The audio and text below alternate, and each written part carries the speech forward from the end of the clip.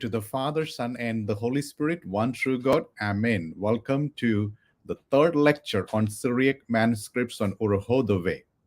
And today's lecture is presented by our esteemed guest, Dr. Ephrem Ishac. Dr. Ishac, he is a researcher at the Vestigia Manuscript Research Center, Graz University in Austria. And he is an instructor of Syriac language at Central European University, Austria. And he's an affiliated researcher at the Foundation for Religious Studies, Italy. And he's working on the forthcoming edition of the East and West Syriac Synods. He has a PhD in Syriac liturgy titled The Anaphora of Mor Jacob of Edessa, a critical liturgical study and a comparative linguistic study. And he has a master's in theology from St. Vladimir Orthodox Theological Seminary, New Jersey. And he has an astonishing academic background. If you look at his resume, you will be really astonished by the kind of work he is doing. And he has a lot of publications, a lot of lectures given, a lot of interviews, a lot of many other academic activities he is involved with. And many of you may be familiar with the Digital Orientalist, the e-magazine, and the blog that he is managing. And today's lecture is on Syriac Liturgical Manuscripts and Fragments. We are going to hear more from you, so especially more from Dr. Ishac. And Syriac Manuscripts and Fragments are fascinated, especially the liturgical ones. It's the new discovery of Syriac manuscripts, especially the textual content and the historical context that fascinates every researcher and everyone who is pursuing Syriac Christianity. Let us listen to Lecture 3 on Syriac Liturgical Manuscripts and Fragments by Dr. Ishac. Let me welcome Dr. Ephrem Ishac to Urho the Way. Dear Father, thank you so much for the wonderful and very kind words of presenting me. Things I don't really think I deserve, so I'm very thankful for your kindness. It's my real honor to present this lecture today to your renowned channel for this TV, Urho. And as I will mention in my presentation, how social media has been fascinating in transmitting different kinds of knowledge, especially about our topic today, manuscripts and also fragments. So thank you so much, Father. And also I would like to thank the members of the Urho team for this invitation, which finally could be happening since it was planned, scheduled for last month, and for some reasons we had to postpone it for today. And it is an honor for me since today is the commemoration of Mor Ephrem the Syrian, according to our Syrian Orthodox calendar, my patron and the patron of our Syriac Church. I hope that you can see the slides of the presentation. Yes, Doctor.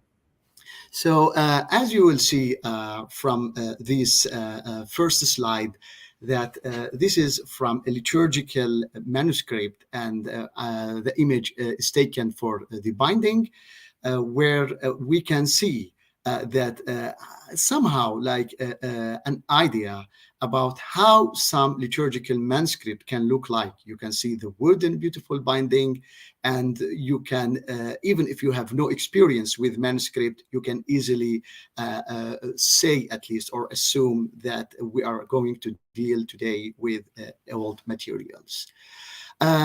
Simply what I'm going to share with you today is my experience while working with Syriac liturgical manuscripts since my childhood. As you know, and as many who are watching us know, I belong to the Syrian Orthodox tradition, and I am ordained as a subdeacon for this beloved church. So I'm a practitioner and I belong to the tradition where we used liturgical manuscript every day in our daily prayers. In fact, in our cathedral, our beloved cathedral, St. Ephrem Cathedral in Aleppo, the only books that we used for the prayers, for the office prayers, they were in manuscripts. So since my childhood, I had to see, witness when we were changing the manuscripts to be the exact book for what we were going to sing, to chant, and then to pray. So I am coming from this world where I could see also how a priest had no problem, for example, to take a pen from their pocket and then start to write a note or a colophon at the end of a liturgical manuscript, recording something what they think is important. However, when I started and I launched my academic life, starting with my master's studies in New York at St. Vladimir Seminary, and then later on also with my PhD, I had to notice the reality that many scholars, especially who are coming from a background which is not really liturgical, would underestimate or somehow ignoring the importance of the liturgical manuscripts in general, and specifically in our field also in the Syriac studies. That kind of remark always encouraged me to think about different reasons. And then I have noticed, furthermore, that whenever there is going to be a project for cataloging, such as projects that we know here and there, they try always to give a priority for other kind of genre of manuscripts, such as manuscript of philosophy, manuscript of historiography, and other kind of interest, except the liturgical manuscripts. They are somehow left aside, and then there was no explanation until I started to realize also that, in fact, there is also a lack of knowledge or experience or even a proper manual to know about the typology of these kind of books, or the liturgical books, or the liturgical manuscript. So this was my first remark, and that's why somehow I took the mission that I should start working on the Syriac liturgical manuscript and studying their importance, and this is what I hope to give today from my presentation.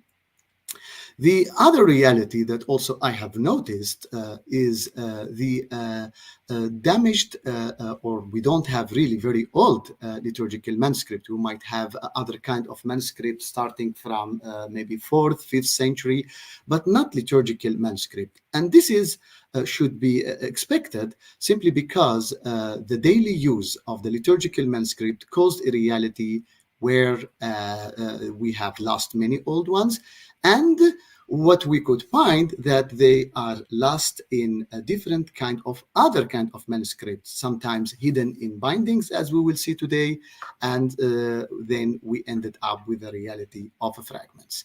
So it goes between challenges and chances, challenges that we have heard them, and I hope that through the new revolutionary work on manuscripts as digital images nowadays, we can have different kind of chances.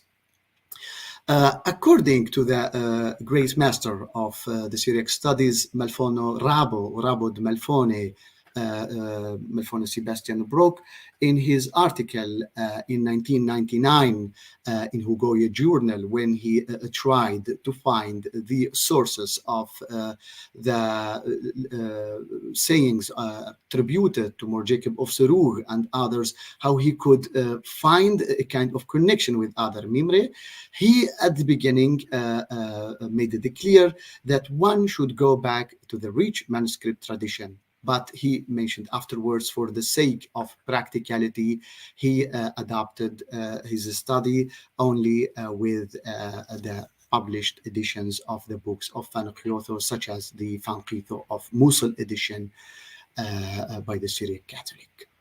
So there is an importance to access the Syriac liturgical manuscript in order to have a precise idea about what do we have as a content from this genre. We generally have three major categories when we talk about Syriac liturgical tradition.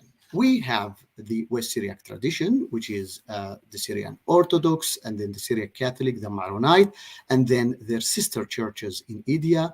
I mean, the Jacobite Syrian Orthodox Church in India, the Malankara Orthodox Syriac Church, and also for the Malankara Syriac Catholics and the other sister churches, they belong to this tradition. And then we have also the East Syriac tradition, or the Assyrian Church, and the Chaldean Church, which is the Chaldean Catholic, and also their sister churches in India. And then we have a kind of a forgotten genre or forgotten Syriac liturgical heritage, which according to Malfonorabo Sebastian Brock in his paper in Symposium Syriacum, the last Symposium Syriacum in Rome in 2016, that he focused or he paid our attention to the importance of the Syriac Melkite tradition, and he said that it's kind of forgotten. So since that time, I started to pay attention about the importance of the Syriac Melkite tradition, and also some other scholars and friends, they have been also encouraging me for that.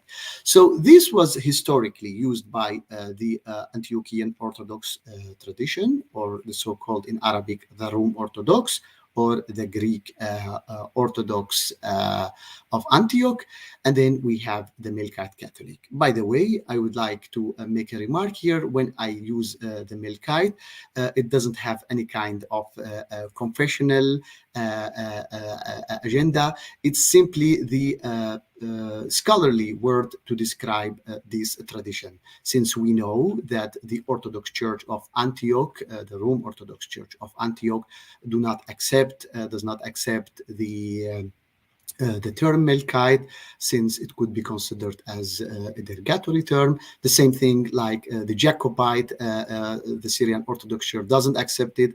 However, interestingly, it is used in India. So I'm simply using the academic term for this. Now, as we see in this simple table, we have differences, as you see, according to their confessions, and in fact, there are similarities simply because they share the similar language. And sometimes the similarities could be very interesting, such as quotation. They are attributed, let's say, to Jacob of Sarug in the Syrian Orthodox tradition. They are maybe attributed to Narsai in the East Syriac. Now, for the Melkite Syriac, I have a friend from Egypt that you see his post on Facebook here on the right side, where he had actually found from the Sinai collection, that we will see them now later, from an Stihira, that how the first part of this liturgical piece comes from the West Syriac tradition, while the second one comes from the Jerusalem. And interestingly, it was also used in the Coptic, but with another context, what he call it for some concluding prayers. So it's a lot of interesting thing to work in general with the liturgical text, and a lot of transmission, sometimes to Armenian, sometimes to Georgian, and sometimes to the Ethiopian. So all these kind of transmission is simply to say how the movement was always expected with this kind of liturgical tradition. So what I'm trying to do is to focus a little bit on the Melkite Syriac tradition, that we found many of them in Sinai, which, by the way, we can find also many of them in other manuscripts where Syriac was the language until it was changed at certain time. Scholarly arguments are now debating whether it was in the 12th century from Saba Monastery, or whether it was earlier, as dear scholar Dr. Galazza Daniel Galazza had argued in his dissertation. But in any case, at least we know from the ancient monastery of Saidnaya around Damascus, always there were Syriac manuscripts, but unfortunately we have a record by Ma'luf in 20th century, early 20th century. He is telling us that there were burning attempts by people from the monastery because they were afraid for certain reason that these are Syriac and they do not belong to them. And here is very interesting from the Sinai Arabic 140 and Ephrologion, which is a genre from the Byzantine liturgical books, and it was copied by Mshamshono. You can even read it here very clearly that Mshamshono Rafi' from the village Sayd Naya. And this is very interesting, and this could be also another evidence how inside Naya in Syria the word Syriac manuscript migrated and ended up now in the Sinai collections. Other example from the Sinai Syriac manuscripts, liturgical manuscripts, we find, for example, this Ephrologion, and the scribe was from the village of Qara, which is again around Damascus, where we have also, it's very clearly, it's a Melkite script, because for those who don't know, we saw those three major families, and each family somehow developed its own script. So we have for the West Syriac, the Serto scripts, and then the East Syriac, they have the East Syriac scripts, while the Melkite also, they had a kind of a Melkite scripts or characteristics. So this is very expected when you are divided confessionally, then the varieties are expected. And here it's so interesting to share also with this slide how in Arabic it's written at the end, Bismillah ar-Rahman ar-Rahim, which is the Basmala that we usually think it's only for Muslims, but apparently many Syriac manuscripts, they have this. Also, I found one in the Syrian Orthodox manuscripts, into Abdin and Mardin, they used it. So I'm just trying to share with you some of the findings, but more interestingly, in the Melkite Syriac tradition, as you see in front of you, in the Sinai Arabic 117, you see the famous wording for esteemed when they are speaking for Jesus.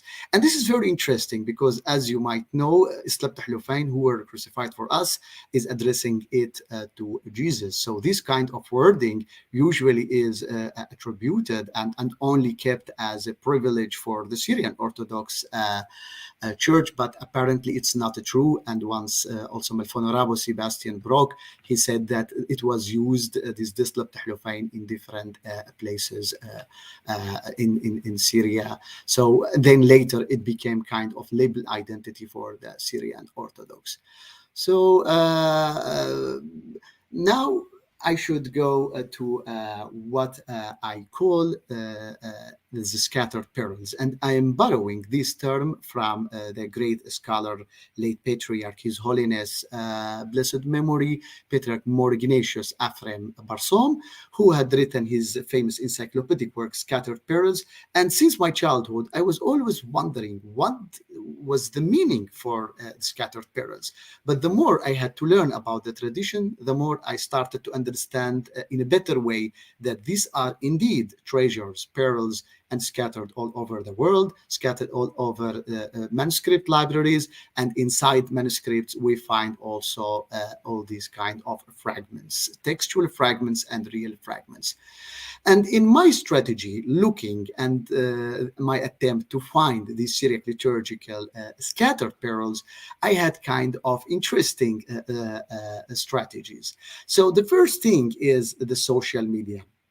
Many scholars usually underestimate or somehow do not value the importance of social media simply because it is done for social purpose. But apparently it was used also for scholars. to share their ideas. I think many of us who are listening, they know well that either they are members in certain groups where they discuss some scholarly materials, and sometimes they share books, they share a lot of important materials to discuss academic discussions. So thanks to social media, especially Facebook, that could transmit to us the reality and the destiny and the fate of some of those liturgical manuscripts and fragments, which I personally used, as I will show you now. And then secondly, that I will show you also about the fragments and my identifications to those fragments. And then thirdly, I will share with you my initiative that I have been working on it, which is constructing a Syriac liturgical corpus. Concerning social media, so recently we have found like the Turfan fragments, the famous one that they were posted on Facebook. Those who don't know Turfan is an oasis, a place nowadays in China, but historically it was important place where many cultures, especially Syriac communities, passed by, and we have a lot of findings. And thanks to Professor Erica Hunter from London and other scholars who could contribute and identify many of those Syriac fragments. Mostly it's East Syriac liturgical tradition. But this is just an example that the only sources for the new discoveries of Turfan fragments that they are circulated online depend on one Facebook post. So that's why I think that we should invest social media. And by the way, your beloved TV, Urho TV, has been also contributing in this sense using social media. So I would like to give some examples. There are many examples, but here I would like to give 3 examples from 3 places. One is from Iraq, from Mosul, Baghdad, and the Al-Qosh. This is concerning the East Syriac tradition, and also Syria, and from Aleppo example, and the Khabur villages for the Syriac.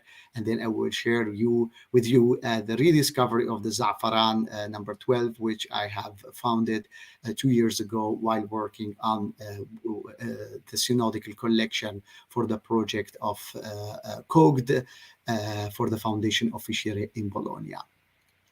So concerning those findings that we found them on social media, especially they were circulated during the invasions by ISIS against the city of Mosul in North Iraq and other Syriac villages in the north of Mosul. And these are like 3 examples from what was circulated. For example, here we see a post by a priest where he is posting the successful attempt for rescuing some of the liturgical manuscript from the village of Bartelle. And this is from after liberating Karakosh, the village of Karakosh north of Mosul, where the monk could successfully hide all the manuscripts inside a secret room in the monastery of Mar Behnam and Sara. So the Syriac Catholic monks could successfully hiding them in metal berries, and after liberating it from ISIS, they could tell the community and all of us online that those manuscripts were rescued successfully. And this photo also circulated on social media. After liberating Mosul, the security could discover one former ISIS fighter stole and hid manuscripts. Most of them are liturgical in his kitchen, and then they were discovered and then returned back to the Archbishop of the Syrian Orthodox Church in Mosul. So this kind of example tell us about the importance of the social media, which could be also used. I will share with you also the story of how we could find the manuscript, the unique manuscript of Al-Qosh, which is the famous one, since it is connected with the famous collection of the Synodican Orientale. when I came to work for the project of COGD, which is the forthcoming edition of the East and West Syriac synods. The project was going to republish the old critical edition by Father Chabot in early 20th century, simply because it was thought that the original manuscript, the unique manuscript of Al-Qosh 169, it was thought to be lost during the Iraqi war. And then for me, it was a kind of challenging thing. Well, we live now in the revolutionary time where we can access manuscript, and it is too much painful not to find this manuscript. But how to find it when it was lost during, or thought to be lost during, the Iraqi war? So while walking in the streets of the old and the ancient city of Bologna, after being kind of frustrated for that reality, I had the idea simply to check my Facebook. And then I looked for the page of the monastery of Notre Dame du Semens, or the monastery of the Lady of the Seats in Al-Qosh, and I simply communicated with the message button. I'm asking that this is me and I would like to work on this manuscript. I'm not sure if you know any idea where is it. And then after a few minutes, I got a very kind reply by telling me you have to talk with the abbot of the monastery, and this is his email. I would like to thank so much Abbot Samer for his kind communication and responses, which later I shared the information with the Professor Alberto Meloni, the director of Fisciere Fondazione in Bologna, who was extremely happy to find at the end the place of the manuscript. So he could travel at later stage to digitize the manuscript for our project in Bologna. And below you find an image, a photo I took for Melfono Robert Kitchen, to whom I'm very indebted, since we could finish editing the whole synods of the East and West Syriac, 38 synods, and now it is in the process to be sent to the publisher, Yves Prepels. So these are the images. This is a snapshot for the image of the manuscript, which was rescued, and thanks again to the social media. And this manuscript, it includes many liturgical texts, not only canonical. The other kind of examples that I can say about social media is either from a practitioner. This is a deacon from Aleppo, Deacon Nabil Karim, who sometimes share interesting images from the manuscripts that he is reading and using in the Cathedral of St. Ephrem in Aleppo. And these are always interesting to know about those manuscripts, and sometimes if you are interested with the variants. And the second photo is also circulated on social media. We find that the Assyrian East Syria community in Khabur villages around Hasake have been giving their manuscript. Either they could collect after liberating these villages from ISIS to the bishop, or sometimes donating them since they have a safer place with the bishop of the church. So now I reach to my third example of the importance of social media. In fact, thanks to social media, which could help me to find a synod that I was looking for the work of the synod, since I read from Patriarch Ephrem Barsom in his book Scattered Pearls that there is this synod, but it only exists in the manuscript Za'afaran 12. Of course, when I asked about it for His Eminence Mor Severus Roger Achras from the Patriarchate, he said, Ephrem, all these numbers were changed. So it was a kind, again, of painful feeling where to find this kind of manuscript, and somehow got frustrated. Until Father Roger Achras at that time, and nowadays Mor Severus Roger Achras had posted an interesting icon to tell the community about the communion while the apostles were portrayed taking communion in their hands. That was during the corona lockdown. And then I compared it with the description of Patriarch Ephrem Barsom, that in fact that manuscript, which include the Hattach Synod of 1576, it includes such kind of miniature. And then immediately I asked His Eminence Mor Severus Roge. He told me, Ephrem, it is Church of 40 Martyrs 41, so I could go and then find it. And if you are interested to know more about it, you can read my post in the Digital Orientalist about it. So now I reach to my second part of the presentation, when I speak about the reality of fragments for these liturgical manuscripts. Again, liturgical manuscripts were used a lot, and that caused their damage, but sometimes for the sake of recycling them, they were used either at the end of the manuscript or simply to support a kind of binding. And I will give here a few examples from Aleppo, from Mardin, from Yerevan and Sinai, where I was successful to identify them. The first example from Aleppo, when I was still in Aleppo, I used to see this kind of manuscript with this kind of interesting binding at the covers. Of course, they look like anaphoras manuscript, but the question is what kind of anaphoras? And that was the interesting question for me to start my PhD while working on the anaphora of Mor Jacob of Edessa, how to go and fulfill the dream of creating a comprehensive corpus for all the anaphoras to know such question of identifying such kind of fragments. And then I started to transcribe, collect many anaphoral texts and other liturgical texts to have kind of a complete but very preliminary technical way by putting them in folders and then search for the text I want to look for.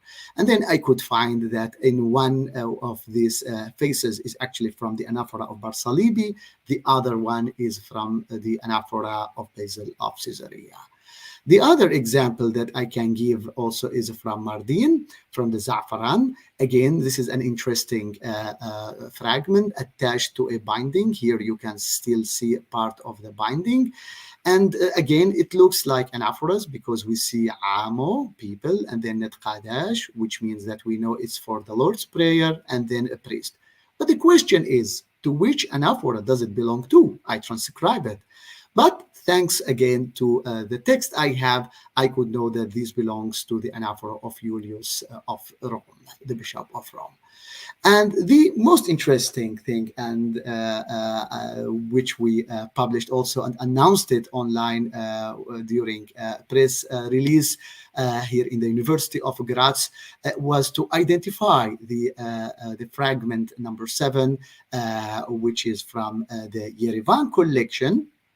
That I could find successfully and identify that it belongs to the manuscript of British Library Museum 14654. And in here I explain the strategy, how I could identify it while comparing it with different images. First of all, I start with the Vatican without luck, and then from the As-Sam'ani catalog to understand whether there are any reference, and then after not having a luck, I could find that the British Library Museum manuscript 14654 is actually available. So again, thanks to the digital sharing, so I could access it, and then I could find exactly the location of that fragment from the Yerevan collection of that manuscript. So here I immediately shared the finding with my director, Professor Erich Reinhardt here in Graz, and he was extremely happy for it, simply because it has been in our center for many years. And of course, he was extremely happy that finally I could identify the exact place that it should belong exactly after this folio in the manuscript. So this is from the British Library Museum manuscript, and this is our fragment from Yerevan number 7.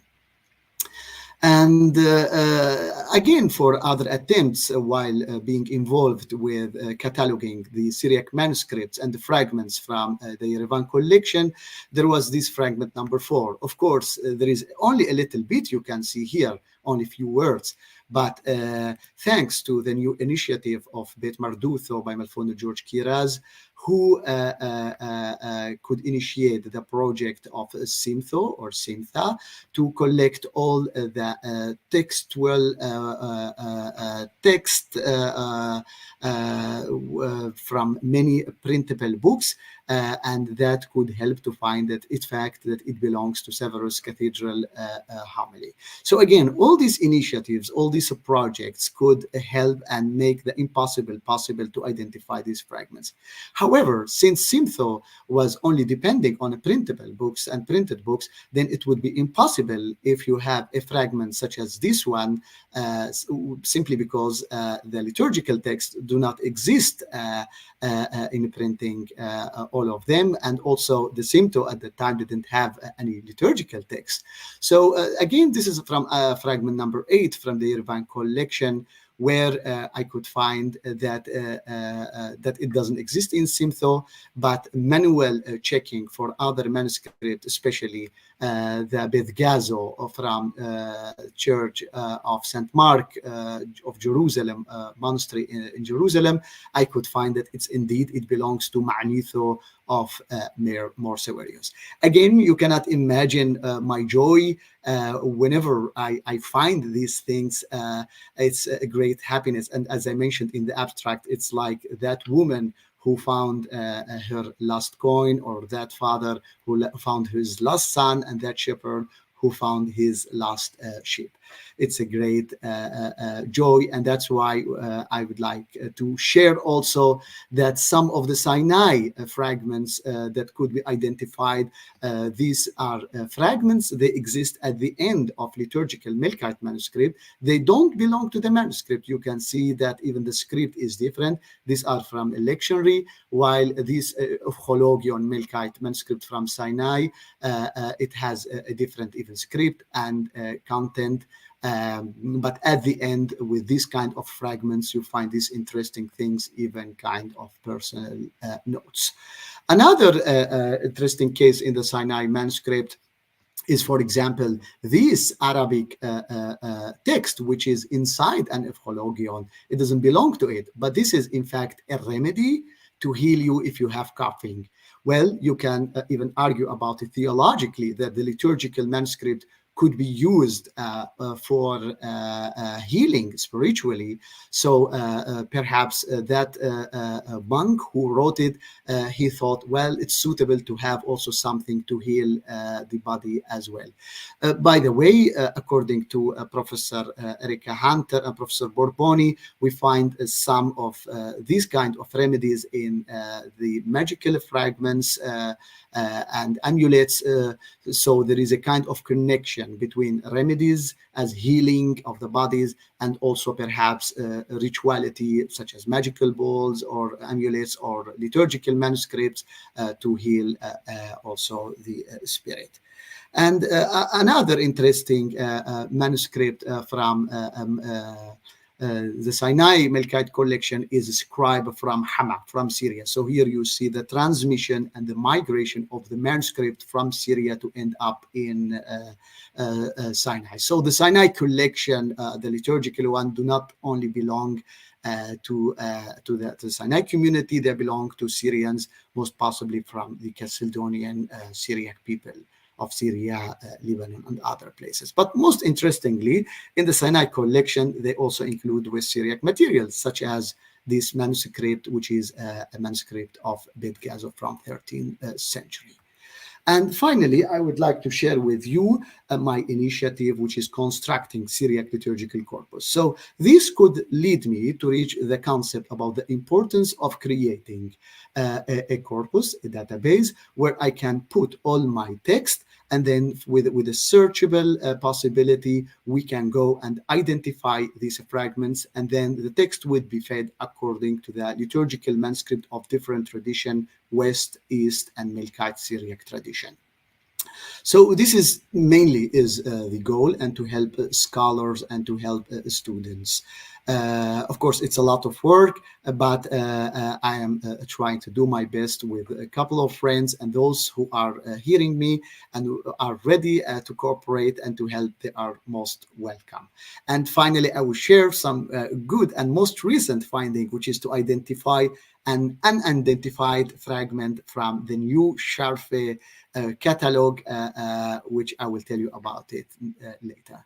So this is a kind of snapshot of my forthcoming project. This is from the Syriac Liturgical Corpus, and I have created this kind of typology with the main categories for the Syriac liturgical books. What you see here is the West Syriac. So we have the Syriac Anaphoras, which is a project done when I started my work on the Anaphoras. And then, so the original idea when there was the project here in University of Graz at Vestigia Center was only to work on 3 critical edition of the manuscript. But for me, I thought the priority is to create a comprehensive database so we can know those unidentified folios that we think that they are liturgical anaphoras.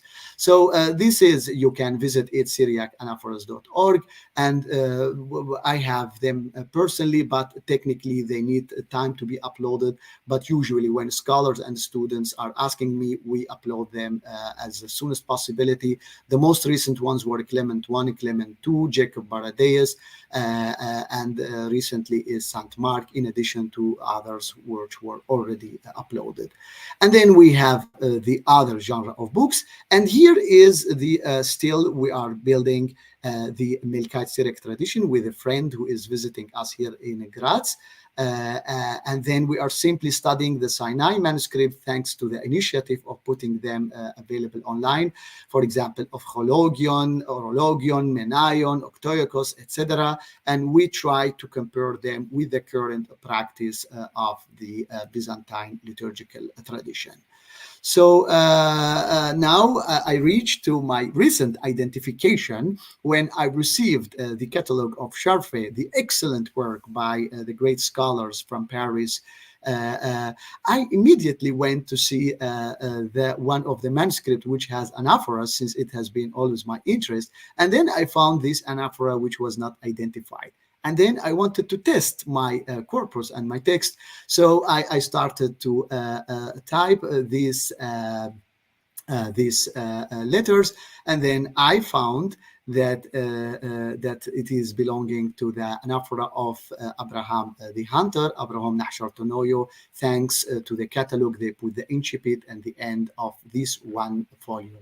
I shared the information with Malfonito of Sobikel Chatonnet, and she was also very happy. So all these kind of things, I think that can bring all of us joy. Finally, as we said at the beginning, although that some people try to underestimate the importance of the liturgical manuscript, I'm always remembering the famous saying by Baumstark, the founder of the field of liturgiology, when he said, liturgy is the heart of the community. And that's indeed true. And especially here in the case of the Syriac liturgical manuscripts, that the Syriac liturgical manuscripts are the heart of the community to document all their life. This is His Eminence More Samuel Aktash, the Archbishop of Tur Abdin, and the Abbot of More Gabriel Monastery, holding this ancient manuscript. And you can easily see the amount of the colophons in the margins at the end of this ancient manuscript. And it all reflects how important are these manuscripts. So the community would document such as when they were persecuted, when they were massacred, and even sometimes when they had to move, and sometimes even like their daily life conflicts, as we see in some lectionaries, especially the lectionary of Sadat around Homs, where we have all these social history document in the colophons around the manuscript, especially the liturgical one, because they were always accessible. The final remark for me, I finish my presentation, is how this kind of corpus, when it will be finished, will be helping us to find the sources and the origin of the text inside the liturgical text. So it's not only identifying fragments, but also to help liturgists and other scholars to know the sources of this kind of text. And here I share what I have shared on Facebook last week, when I was reading last week this Mimro of Mor Yaqub the Surur on Mor Ephrem with my student at the Central European University. Last week, or actually a few days ago, I was reading from the Fanqitho of Somorabo of the Great Lent, published recently or a few years ago by His Eminence Mor Matthias Naish. That I was honored that he gave me this copy when I visited his monastery, Mor Yaqub the Srugh in Warburg last November. And then I found that exactly the quotation are coming from Mimro of Mor Yaqub the Srugh. At a later stage, I also knew that Melfonarabo Sebastian Brock had already published about this in his article in Hugoye Journal in 1999. But again, he did not study the new edition simply because it's a new edition. But what I could find, that he depended on the Mosul Fanqitho, which is here, that the new edition of the Fanqitho is a shorter version from the Mosul Syrian Catholic Fanqitho. And not all the manuscript, this is from a manuscript shared by a dear friend from Germany, Malfono Augin Yalchin, who told me, Ephrem, in our manuscript, we don't have this citation from Mor Yaqub the Srugh. And this again confirms the wide varieties of the Syriac liturgical manuscript. So the hope is when we will have this complete corpus, we are going to know also and to be linked with other corpora, such as Symptho corpus, which is my intention that after we finish the Syriac liturgical corpus to be shared all with the Symptho corpus, so we can have more complete image to know the sources of these texts.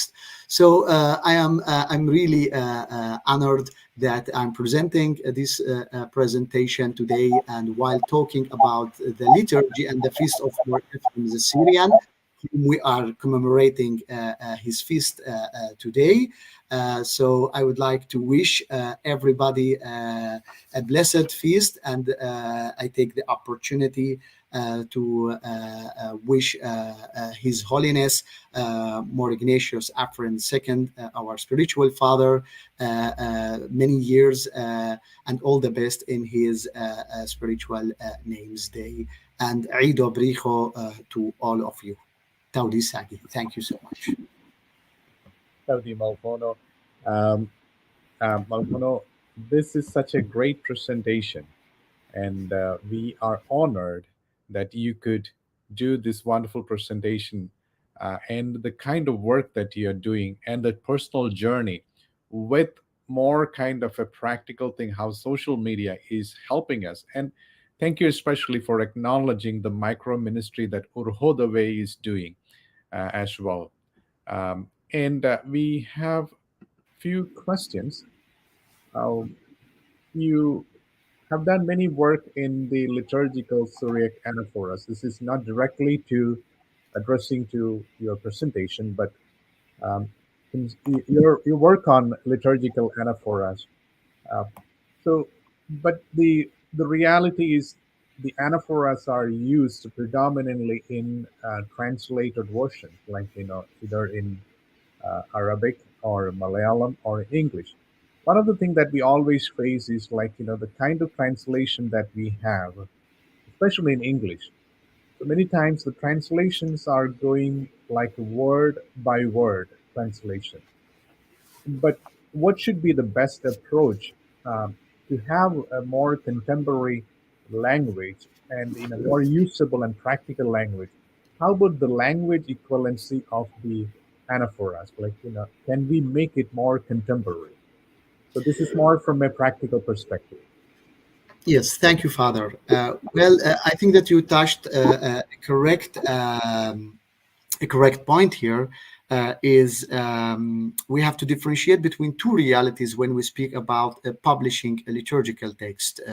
The first reality that we have the pastoral editions, that we find them in different parishes, dioceses, and they were offered excellently by bishops, ecclesiastics.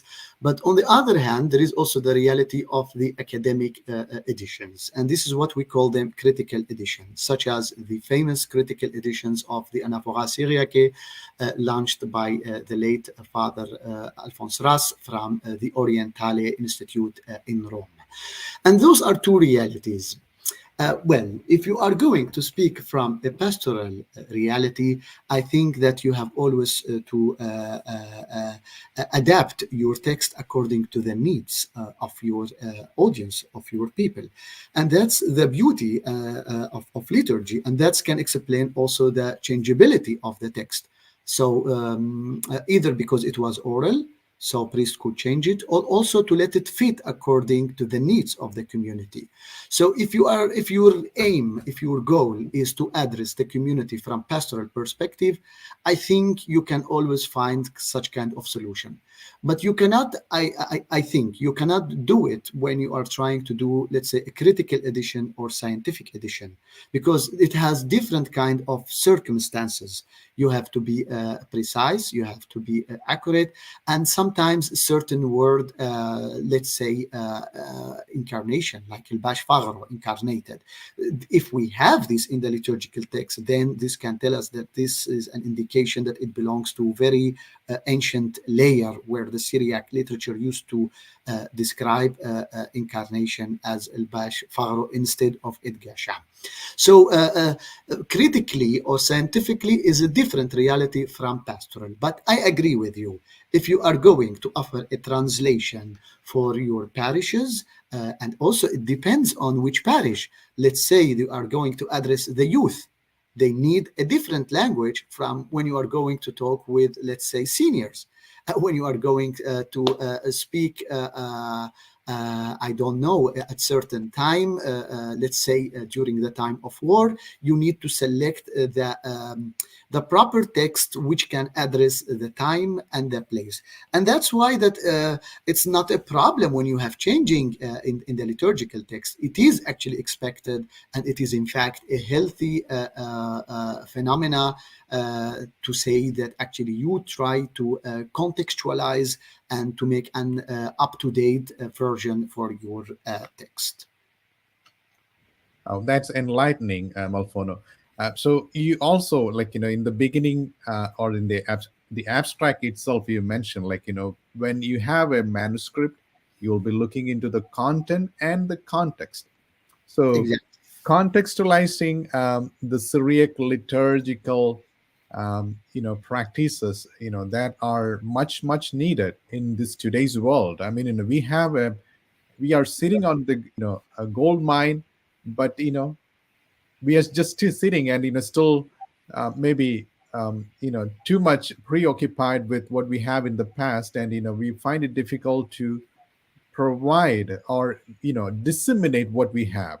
Let me use that way. So the treasures that we have, we find it difficult to disseminate to the contemporary world. And do you have any suggestions? Like, there should be some guidelines that we need to follow, especially when we use the critical text in the pastoral context. So is there any guidelines or is there any suggestions that you have? I mean, people cannot use it as they wish, right? But there should be some way of approaching that, some scientific ways, some liturgical, some pastoral ways, right? Well, your question remind me with a discussion that we were discussing in the Patriarchate Committee for Syriac liturgy, for revising Syriac liturgy. This is this is an official committee.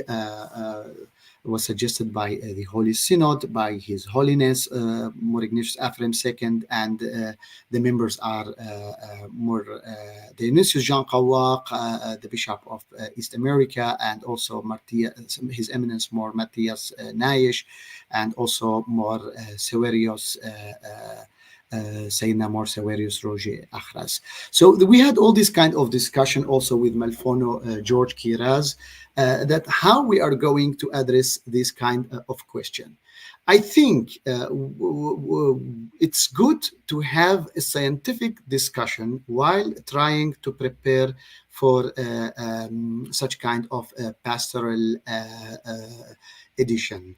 Now, you have to take different kind of considerations as kind of guidelines, which means you have to be as faithful as possible to your academic knowledge, but at the same time you have also to be as simple, maybe not using as simple, but you try to be as close as possible to the community that you are going to address your text. And also you should not forget the reality of the practice.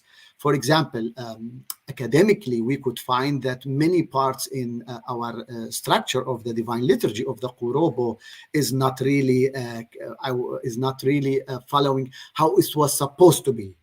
There were changeability since 16th century, and this accumulation of changes, sometimes they are misleading. But the question, can you really do these changes today? That's the question, because otherwise somehow you are going to hurt some people who would think that what we have as a form, current form, is the holy form, and changing it means it might delude them to think that this could be like betrayal for the sake of modernization.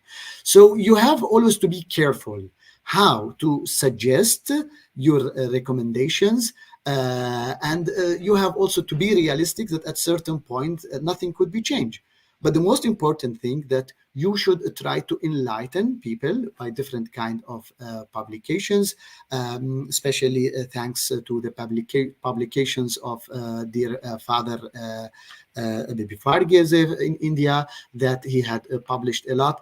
And this kind of critical studies and scientific studies for the sake of understanding the historical development of liturgy is really helpful to understand. But it doesn't really mean that you are going to change. So we study, we talk, we enlighten our minds and the people that would like to learn, but at the same time, the practice, you try to leave it according to different sorts of circumstances.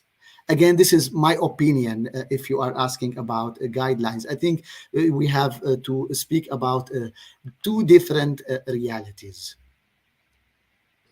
Yeah, thank you, Malfono.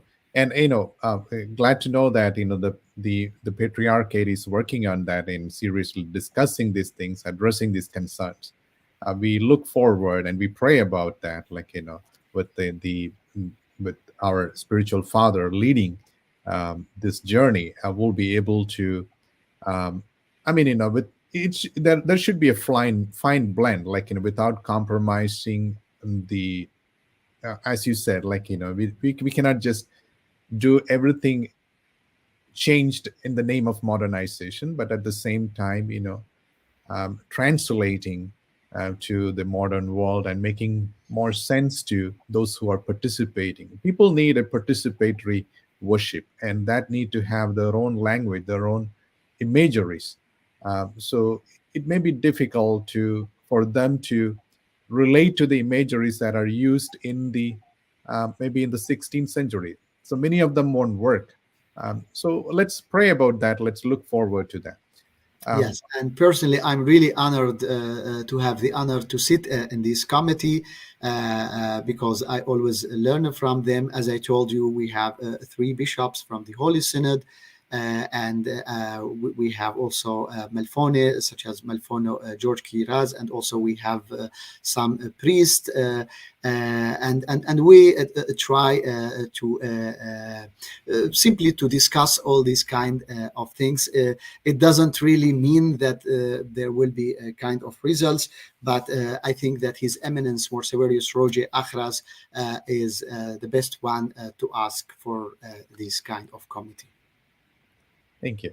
I have another question. Like you mentioned, so in the name of God, the most precious and most merciful, Bismillah al-Rahman, al-Rahman, al-Rahim. So that's a usage, that's a phrase that is being shared in many Syriac Orthodox manuscripts as well. So I'm just just curious about that. Like, is Allah Akbar is again as one of the phrases or usages that is being shared by many Arabic community or people in the Middle East, not just exclusively for Muslims? Well, that's what we could find. I mean, definitely when we have this evidence. I mean, not nowadays. Again, you have always to speak about time and the place. So nowadays, our understanding to this kind of things are different from a century ago or 4 centuries ago, etc. So nowadays, they are not used. But as we can see in manuscript, even from very early publications in Arabic, we find a kind of pretty similar language. But nowadays it's not used, but it all reflects that there was no problem of using these things. I'm not sure about Allahu Akbar, but perhaps it could be used. For example, another word is a jihad. So all of us in our media, in mass media, we're always afraid of jihad, simply because it's with a connotation of the terrorism. But jihad means simply the efforts. So we used to learn about jihad when we were reading St. Paul epistles in Arabic. For example, when St. Paul is saying that jahadta al-jihad al-hasan wa akmalta sa'i.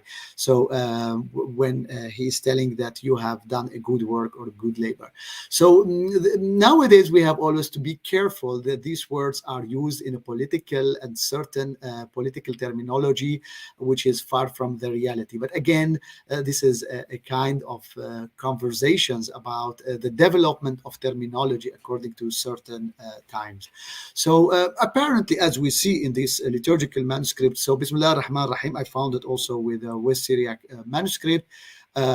Personally, I used always to link it with Islam, but according to some people, to one scholar, he told me, well, it's very common attested with other Christian Arabic manuscripts. So apparently it is very common, and this can somehow give us a lesson to know that these kind of statements are not only limited for confessional limitations for one religion, they are simply used such as the word Allah. So I remember when I was studying for my master in the United States, I had some friends, they used somehow to wonder, is it true that you use the word Allah for God? I say, of course, Allah is God. So, but they thought always that Allah is only limited to Islam, but it is the language. But yeah, this is so interesting discussion. And sometimes it could be also dangerous because even the concept could be changed when you take simply the term and put it in another context. But that's, I think, another topic to discuss. Thank you, Malfona. So the last question is, you mentioned that you're a practitioner of faith, you're a practitioner and an academician. How do you find the fine blend, like, from faith to knowledge or from knowledge to faith? What is your advice to, people who are in this journey? If they are practitioners or if they are not? Practitioners or not. Like, people want to be practitioners, but, they, once they are in the academic, like, they just, step back, or they have some impasses to move on. Well, I mean, that I would simply share my experience, and it's not necessarily to be the recipe for everyone, but at least from my personal experience as a practitioner, as someone who is coming from the tradition, faith is the crucial point here. And because of the faith, I could fall in love with all this material. Because of faith, I learned Syriac. I'm coming from Mardin region, that where they speak Arabic daily, and because of faith, I could love these texts that we are praying, we are chanting, but I wanted to know the meanings, and that's why I wanted to learn Syriac, and then I started memorizing those Syriac hymns, and then I started to understand their meaning, and that's why I learned Syriac. So I think the starting point for me, again, I don't know for others, is the faith. And the question is, there are many, and that's maybe related to your first question, there are many people who used always to argue, we have to update our liturgy. Why do we use Syriac? We have to translate it, take Syriac out, and all these things. I don't think that this is really a good excuse to justify the laziness. I mean, if you really want to pray, I think prayer transcends the limit of the language, because it is that dialogue, it is that mystical dialogue between you and between God during the worship, and it transcends somehow the language. You can also know the language linguistically, but still you are missing a lot to launch that kind of dialogue. On the contrary, you can even miss the linguistic capability to understand this text. But if you have the faith, then you try to understand, and then you try to learn. I remember one Malfono, he told me for one new edition in the diaspora about the Kurobo Alohoyo. He said that there was a discussion by the Syriac community to only offer the translation, but he was against it. He said, no, you have to challenge the community. You have to put the Syriac in parallel to the translation. So you have to remind them that in order to do a good job, you should go and learn Syriac in order to understand properly those texts. So, and this goes also with what Saint Ephrem used to teach us all about the importance of faith. The other day we were reading with my students from the beginner class a beautiful passage which was included in the primer of Malfono George Kiras about Haimonoutho for Felixinos of Marburg. He said, if there is no Haimonoutho, the water of baptism is simply water. Without Haimonoutho, the rose of the communion, they are simply bread and wine. So the Haimonoutho is opening our eyes to launch that mystical word, to communicate with that spiritual word. And this is exactly what More Ephrem Sirioyo used to teach us about the luminous eye, which what Malfono Sebastian Brock had written, the beautiful book, the most beautiful book, in my opinion, The Luminous Eye. So you should have the eyes of faith in order to be enlightened and to launch that word of spiritual rose or spiritual mistress. Thank you. Thank you, Malfono. So we need to look everything through the eyes of faith, and we'll be able to see the wonders, right? So that should be the starting point. So thank you once again, and Dr. Ephrem Ishac, Malfono Ishac, for this great, wonderful presentation. So we are honored, and we are, thank you on behalf of Urho the Way and its viewers. We'll look forward to have more conversation with you. And thank you once again for all those who are watching, all those who are participating, asking questions, and following us. Thank you once again. God bless everybody. As Alfono said, happy Saint Ephrem feast day as well. All glory to the Father, Son, and the Holy Spirit, one true God. Amen. Do you have any final words to say, Malfono? Amen. I would like to thank you so much, dear Father, for all your efforts, you and the team of the beloved Urho TV. What you are doing is a remarkable job, and I really wish you good luck for the continuation of your unique mission. Taudi Sagi Abuna, and wish you all the best. Thank you.